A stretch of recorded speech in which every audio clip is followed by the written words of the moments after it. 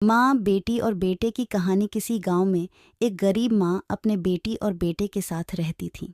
उसका नाम गीता था। गीता का पति बहुत पहले ही गुजर चुका था और उसने अपने दोनों बच्चों को अकेले ही पाला था।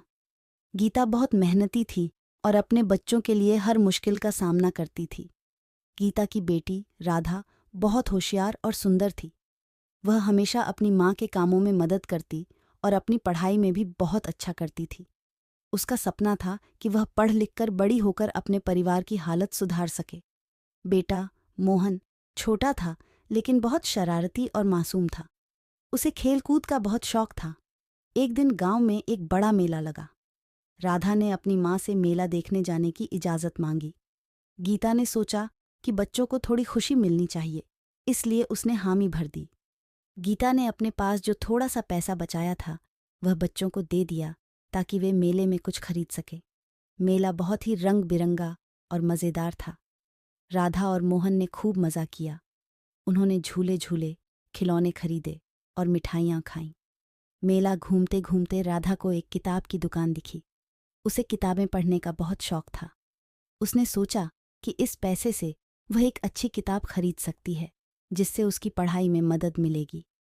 मोहन ने अपनी बहन को किताब खरीदते देखा तो उसने कहा, दीदी, हमें खिलौने खरीदने चाहिए, किताबों से क्या फ़ायदा। राधा ने प्यार से समझाया, मोहन, खिलौने से हमें थोड़ी देर की खुशी मिलती है लेकिन किताबें हमें जीवन भर का ज्ञान देती हैं। मोहन ने अपनी बहन की बात मानी और वे किताब खरीदकर घर लौट आए। घर आकर गीता ने देखा कि बच्चों के चेहरे पर खुशी और संतोष था। उसने राधा से पूछा, बेटी, तुमने क्या खरीदा? राधा ने अपनी नई किताब दिखाते हुए कहा, माँ, मैंने एक किताब खरीदी है, इससे मैं और अच्छी पढ़ाई कर पाऊंगी। गीता ने राधा की समझदारी पर गर्व महसूस किया और मोहन की मासूमियत पर मुस्कराई। उसने अपने बच्चों को गले लगाते हुए कहा, तुम दोनों ही मेरी सबसे बड़ी दौलत हो। तुम्हारी खुशी और समझदारी ही मेरे लिए सब कुछ है।